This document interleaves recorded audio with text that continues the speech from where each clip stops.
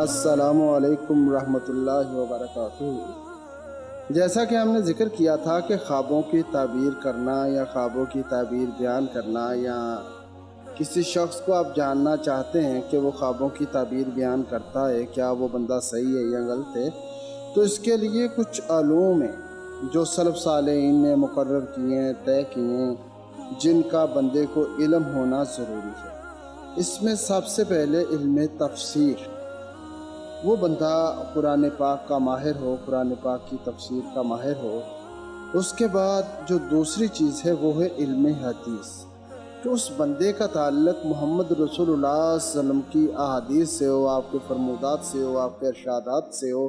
ایسا نہ ہو کہ علم شیاطین کا ماہر ہو، وہ شیطان کا دوست ہو، شیطان کا ولی ہو، یہ نہ ہو، بلکہ وہ ماہر ہونا چاہیے علم حدیث کا، حدیث کا علم ہو اس کے پاس۔ تیسری چیز ہے علم ضرب الامثال، اس سے ضرب الامثال جو عام کہاوتیں بولی جاتی ہیں اس کا علم ہو۔ اس کے بعد اسے اشعار عرب کے جو اشعار ہیں، جو ان کے تراجم ہیں، جو ان کے مفہوم ہیں، وہ اس کو آنے چاہیے۔ اور جو پانچویں چیز یہاں انہوں نے ذکر کی ہے سلف صالحین نے، وہ ہے علم نوادر۔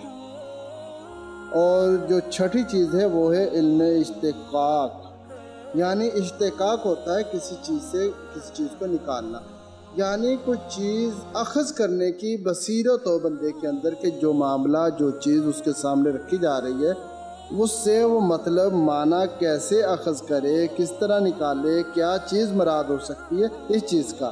اور جو ساتویں چیز ہے اس میں وہ ہے علم لغات، اس سے معنی پہ عبور ہو، اسے علم لغت کی مہارت ہو، اسے کہ یہ جو لفظ ہے یا جو بھی استدلال یا جو خواب دیکھنے والے نے دیکھا ہے وہ اسے علم ہو کہ یہ کیا ہے۔